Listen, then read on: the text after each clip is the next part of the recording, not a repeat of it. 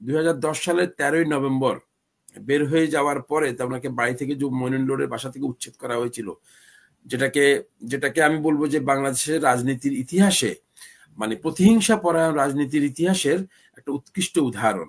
এখন সব দলই কিন্তু বলছেন, একটা ভেগ টার্ম বলছেন, আমরা চাই না, কিন্তু জনগণ তাদেরকে যদি প্রত্যাখ্যান করে, জনগণ তার প্রত্যাখ্যান দিয়ে দেখেন, আওয়ামী লীগের মধ্যে একটা দল যতই খারাপ কাজ করুক কিছু সাপোর্টার তাদের থাকবে, কিছু ভোট তাদের থাকবে। আমাদের বড় নির্বাচন, জাতীয় নির্বাচনের, সংসদ নির্বাচনের জন্য আমরা কতটা প্রস্তুত, গ্রাউন্ড কতটা প্রস্তুত, আমাদের যে এলিমেন্টস গুলো নির্বাচনের সাথে সংশ্লিষ্ট তারা কতটা সক্ষম, সবকিছু আমাদের জাস্টিফাই করা হবে। সংস্কার কি দরকার, কিসের সংস্কার, ইলেকশন দেন, সেই ক্ষেত্রে বলছি যদি সংস্কারে যদি না লাগে, ডেফিনেটলি বক্তব্যটা এমন হওয়া উচিত যে সারা দেশের সংস্কার না, আপনারা ন্যূনতম প্রয়োজনীয় সংস্কারগুলো করে তারপর যান, তাহলে হয়তো কথাটা সম্পূর্ণ হয়। আমি সেক্ষেত্রে বলছি, অর্থাৎ আংশিক মানে না বলাতে ব্যাপারটাকে আমি ধরে নিচ্ছি সংস্কার কি দরকার, সংস্কার না, ডেফিনেটলি কিছু যৌক্তিক সংস্কারের অবশ্যই দরকার আছে। সেটা না হলে, আমি বারবার বলছি যে সেটা না হলে আমাদের ইলেকশনের জন্য আমরা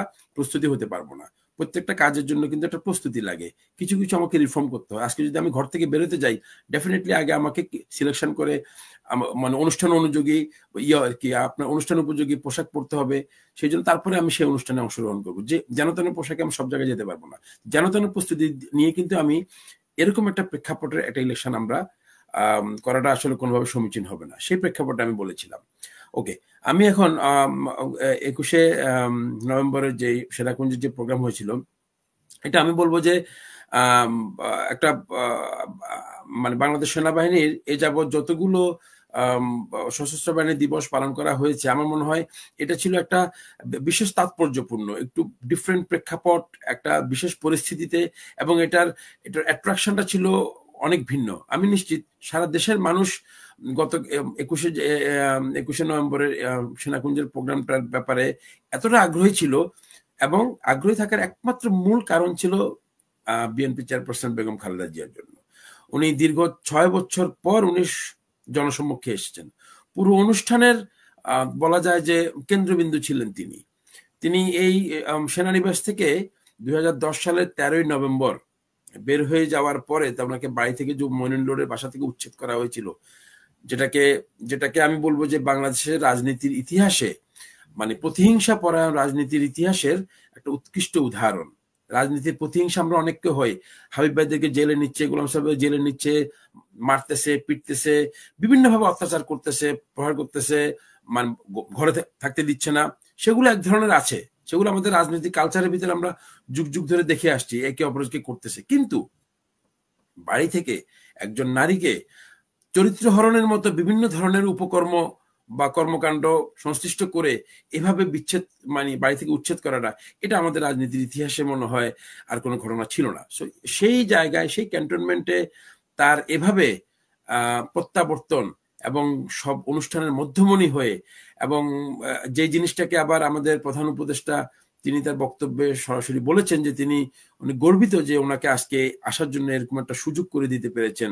এবং আমরা দেখেছি যে বিভিন্ন রাজনৈতিক দলের যারা নেতৃস্থানীয় তারাও এসছেন, তো সবার ভিতরে একটা সৌহার্দ্যপূর্ণ একটা পরিবেশ আমরা দেখেছি, যেটা ডেফিনেটলি আমাদের রাজনীতিতে ভবিষ্যতে এটার একটা ইমপ্লিকেশন আসবে, এতে কোনো সন্দেহ নাই। এবং আমরা এটা দেখতে পেয়েছি যে বেগম জিয়াকে অনেকদিন পর ওনাকে যে হাস্যোজ্জ্বল চেহারা দেখেছি, তো এটার মাধ্যমেও কিন্তু আমার মনে হয় যে বিএনপির যে আমি বলবো এতদিনের 16-17 বছর বিশেষ করে যে অত্যাচারিত ছিল বিএনপি, তাদের নেতৃত্ব বা তাদের যে তৃণমূল পর্যায়ের সমস্ত নেতাকর্মী তারা ব্যাপকভাবে চাঙ্গা হবে, এবং এটা তাদের ভিতরে একটা নতুন ধরনের একটা স্পৃহা তৈরি করবে, এবং বিএনপি তারা আবার নতুন ভাবে রাজনীতি করার জন্য একটা শক্তি পাবে। আমার মনে হয় এই অনুষ্ঠানটা বেগম জিয়ার এই সরব উপস্থিতি এবং সার্বিক পুরো ব্যাপারটা এটাকে আমাদের সার্বিক রাজনীতিতে যেমন একটা ইতিবাচক প্রভাব ফেলবে, ডেফিনেটলি সরাসরি বিএনপির একেবারে শীর্ষ থেকে তৃণমূল পর্যন্ত সবার ভিতরে একটা ভিন্ন একটা সুবাতাস বা একটা আবহ তৈরি করবে বলে এটা আমার বিশ্বাস। আমি যদি এখন আপনার একটা প্রসঙ্গে আসি, স্থানীয় সরকার নির্বাচন বিষয়ে আপনি যে প্রশ্নটা করেছেন, স্থানীয় সরকার নির্বাচন ডেফিনেটলি আমার ব্যক্তিগত অভিমত হচ্ছে জাতীয় নির্বাচনের আগে বর্তমানে আমাদের যে নতুন যে নির্বাচন কমিশনটা জাস্ট গঠন করা হলো খুব রিসেন্টলি, ওনারা এখনো ঠিক মতো কার্যক্রমও মানে শুরু করেননি। আমি মনে করব যে জাতীয় নির্বাচনের মতো ফাইনাল খেলার আগে একটা কোয়ার্টার ফাইনালস খেলা হিসেবে যদি আমি যদি বিবেচনা করি, তাহলে স্থানীয় সরকার নির্বাচনটাকে আমরা সেটাকে হয়তো একটা টেস্ট এন্ড ট্রায়াল হিসেবে নিতে পারি। এর মাধ্যমে আমরা আমরা আমাদের বড় নির্বাচন, জাতীয় নির্বাচনের, সংসদ নির্বাচনের জন্য আমরা কতটা প্রস্তুত, গ্রাউন্ড কতটা প্রস্তুত, আমাদের যে এলিমেন্টস গুলো নির্বাচনের সাথে সংশ্লিষ্ট তারা কতটা সক্ষম, সবকিছু আমাদের জাস্টিফাই করা হবে। এবং সর্বোপরি আমাদের নির্বাচন কমিশন যেটা নতুন গঠন করা হয়েছে তাদেরও সক্ষমতা এবং তাদেরও কর্মপরিকল্পনা সবকিছু সম্পর্কে আমরা একটা স্পষ্ট ধারণা পাবো।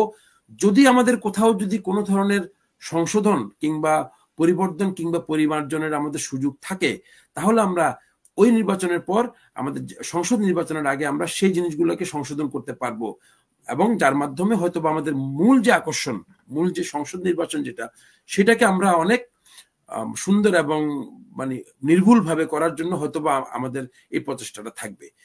এটা ছিল। এবং আমি সবশেষে একটা জিনিস বারবার বলছি যে রাজনীতিতে দেখেন, রাজনীতিতে শেষ বলে কোনো কিছু নেই।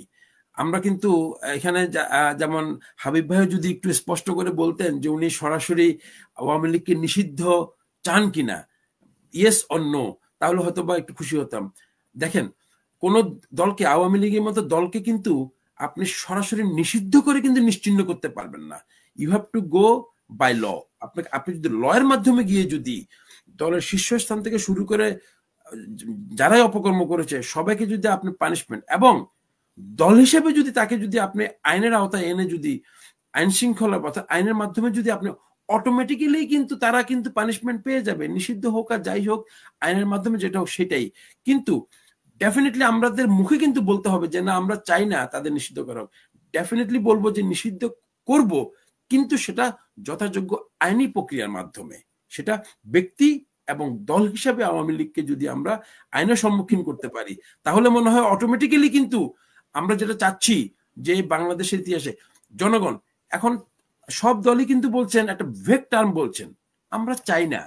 কিন্তু জনগণ তাদেরকে যদি প্রত্যাখ্যান করে, জনগণ তার প্রত্যাখ্যান দিয়ে, দেখেন আওয়ামী লীগের মধ্যে একটা দল যতই খারাপ কাজ করুক কিছু সাপোর্টার তাদের থাকবে, কিছু ভোট তাদের থাকবেই, দু একটা।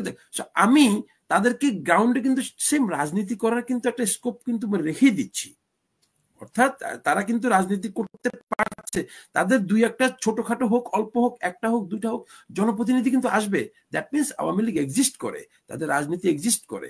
সো আমাদেরকে কিন্তু বাই ল, এই যে ইন্টারন্যাশনাল ক্রিমিনাল কোর্টে আছে, আন্তর্জাতিক অপরাধ ট্রাইব্যুনালে আছে, বিচার কার্য শুরু হয়েছে, সেটাকে যদি আমরা স্ট্রংলি যদি রিফর্ম করতে পারি, সেখানে যদি আমরা যথাযোগ্য প্রমাণ এবং যুক্তিতর্কের মাধ্যমে যদি আওয়ামী লীগকে যদি দল হিসেবে তাদের অপকর্মের জন্য, এবং আওয়ামী লীগের শীর্ষস্থান থেকে বিভিন্ন পর্যায়ের যারা সংশ্লিষ্ট ছিল বিভিন্ন ধরনের অপকর্ম, সবাইকে যদি তাদের অপকর্মের জন্য যদি আমরা যদি দোষী সাব্যস্ত করতে পারি, অটোমেটিক্যালি কিন্তু তারা কিন্তু অ্যাবলিশ হয়ে যায়, অটোমেটিক্যালি কিন্তু তারা কিন্তু নিষিদ্ধ হয়ে যায়, জনগণ তাদেরকে কিন্তু আর পাবে না।